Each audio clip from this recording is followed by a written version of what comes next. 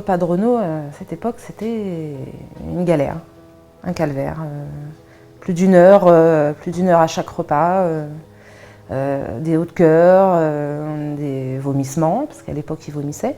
Pour un petit Suisse de, je sais plus, les petits Suisses de bébé, ils font 30 ml, elle mettait 1 heure.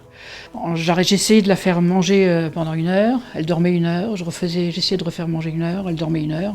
Cette angoisse de se dire, il faut que je donne à manger à mon enfant parce qu'il va y avoir un objectif poids, cette nutrition entérale va prendre ce rôle-là, va vous décharger et vous ne passerez plus 3 heures, 4 heures, 5 heures. Le fait de s'ouvrir, on va dire ça comme ça, de s'ouvrir un peu plus à la gastro, c'est le fait d'avoir des rendez-vous avec les différents médecins, avec nutritionnistes, diététiciennes quand même pour... Ouais, et puis gastro-entérologue. Catherine, la maman Laetitia, nous a aussi bien conseillé et rassuré sur la gastrostomie et la nutrition entérale.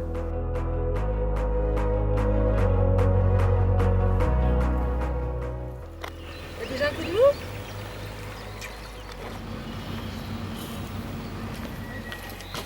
On peut dire que sur une année, il a pris presque 10 kilos déjà.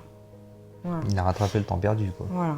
Il est plus fort pour combattre dès qu'il est un peu malade. Je pense qu'au niveau du tonus, ça l'a... Puisqu'il a pris en muscle, il a pris... Je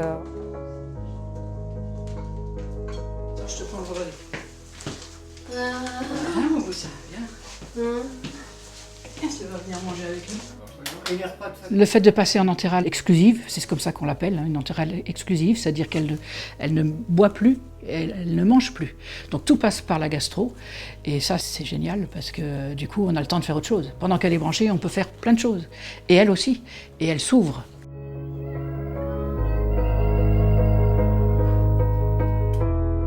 Au début, elle regardait les gens à la hauteur de la ceinture, et au fur et à mesure, son regard a monté et après elle nous a regardé dans les yeux.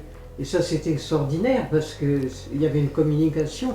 Le bénéfice le plus évident de la nutrition entérale, celui qui est absolument démontré par toutes les études, c'est l'amélioration de l'état nutritionnel, c'est-à-dire le maintien du poids.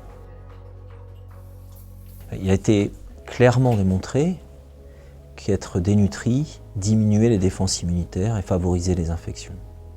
Il était clairement démontré que de renourrir ou redonner un état nutritionnel normalisait le système immunitaire, les défenses immunitaires. Et on a pu montrer dans plusieurs études une amélioration de la qualité de vie des familles et des soignants. Même si en rentrant dans le détail, on avait une certaine dégradation des postes qui étaient du côté médical. On médicalise d'une certaine manière le soin de leur enfant. Mais on gagnait beaucoup en vie sociale, en liberté, en ouverture vers le reste du monde.